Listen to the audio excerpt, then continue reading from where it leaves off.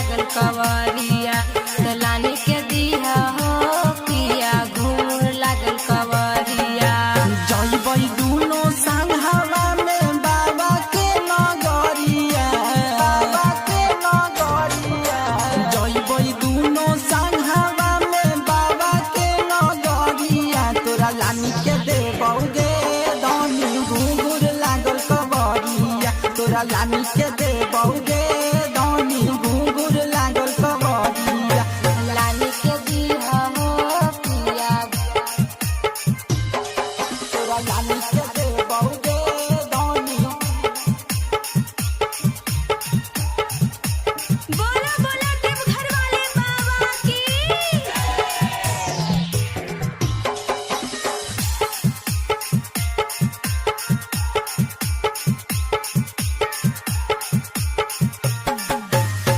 सुल्तानगंज से पहले जलावा भराइबै कांधावा में कांवर लेके दुनो पैदल जइबै। जय भोले जय भोले जय भोले जय। सुल्तानगंज से पहले जलावा भराइबै कांधावा में कांवर लेके दुनो पैदल जइबै। बानीला ना माथावा पे गेरुआ पगरिया सुना ना जी बानीला ना माथावा में गेरुआ पगरिया लानी के दिया हो पिया घूर लागल कवरिया। तोरा लानी के देबौगे धनी घुंघुर लागल कवरिया। लानी के दिया हो पिया तोरा लानी के देबौगे धनी।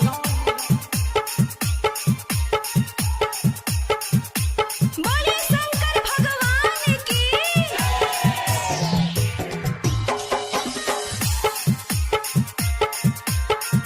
गंगाजल रिकॉर्डिंग स्टूडियो महादेवगंज साहिबगंज।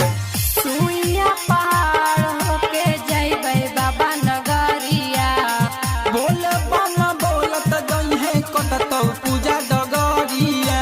जय भोले जय भोले जय भोले जय।